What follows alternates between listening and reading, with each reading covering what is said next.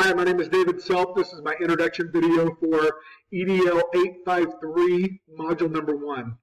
For this video, I'll be addressing ISLLC Standard 1E and ISSLC Standard 6A. A little personal information about me. I am a fine arts teacher at Wichita Heights High School in Wichita, Kansas, USD 259, which happens to be the largest school district in the state. I currently serve as the chairman of the Fine Arts Department, and I'm also the chairman of the WATS Committee. WATS stands for Wichita Heights Association of Teachers and Staff. I currently am, for the last year, have been the administrative building intern. This provides me an opportunity to get some hands-on learning experience as a future school administrator. In the past, I've also served as an adjunct professor of art at Friends University, and currently I work on the weekends at New Spring Church as a special needs assistant in what's called the Kids Unlimited Ministry. It's a ministry specifically designed for special needs kids. A little bit more about me. I've been married for 21 years. I have 3 wonderful children, the oldest being getting ready to start her sophomore year in college. I also have a future 5th grader and 3rd grader as well. My favorite sport is football, and on Friday nights, you can find me wearing, in the fall, you can find me wearing striped shirt because I'm a registered Keisha football official. A critical reflection of my school and how they facilitate the use of appropriate content-based learning materials and learning strategies for students with special needs. I feel like Heights High School is doing well in this area. We're a large school. We have about 1,500 students, and we have site-specific personnel dedicated to our special needs students. We have a school psychologist, school social worker, and a department that's solely devoted to special education. Of course, we follow IEP and 504 plans, and those are provided to all teachers in a digital format, so we have easy access to them.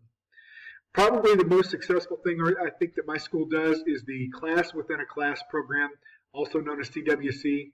It provides paraprofessionals for classrooms where special needs students have been mainstreamed into a regular ed class and allowing them that educational experience. We also have adapted curriculums which help as well. In addition to that, we also have a child study or intervention team. This is made up of educators, administrators, and counselors, along with the personnel listed earlier. And they work off of a referral system. A teacher can refer a student to them, and they'll go in and look at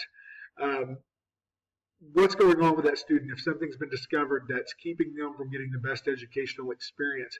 Sometimes it's something really minor where there's just some small accommodations made. But it could be something pretty serious, where we've had a student that has been undiagnosed before as a special needs student, and that leads to that as well. As far as a critique of my own personal use or non-use of appropriate content-based learning materials and learning strategies for students with special needs, I think probably the one strong suit I have is that I'm good at adapting my classroom procedures and lesson plans for those students. It could be something as simple as just a change of my expectations or procedures in the class or where they sit in the classroom, or adapting my lesson to personally affect them and benefit them in the process. I am constantly talking about connecting and reflecting with my students in art classes. And whatever I've got to do to help that student connect with the artwork and why they were working on it, and then reflecting on that process in the creation of that artwork, that's something I always try to do.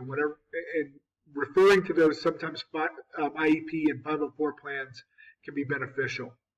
Communication is essential as well. I try to maintain contact with these special education teachers and caseworkers to make sure that we are monitoring the progress of those students and that making changes as needed to provide them with a better learning environment. As far as a proposed plan for myself to improve or enhance my current practices in order to improve student achievement and support continuous school improvement with regards to students with special needs, I think I would probably just continue to use the adapted curriculum, obviously individualizing my lesson plans as needed and making those accommodations as I stated before. I think probably the one thing, if I had to pick something that I could do better at, would be to be more proactive instead of reactive. I think sometimes we provide an assignment to a student and we see that they could use some adjusting and then we make the change. Instead, I'd like to be a little more knowledgeable ahead of time of the IEP and 504 plan for that student and make those changes before beginning the work process. I think that would eliminate those interruptions that can happen and just overall be more beneficial for that student. There was a question in the module instructions about funding. Of course, yeah, losing paraprofessionals would be huge for me. I rely on them quite a bit because a lot of my classes require hands-on activities. Other than that, most of the things I would use in the classroom are already in place, and I don't think that a cut in funding would be harmful necessarily, other than just losing those paras. Thank you for taking time to watch this. I'm looking forward to this class, and have a great summer. Thank you.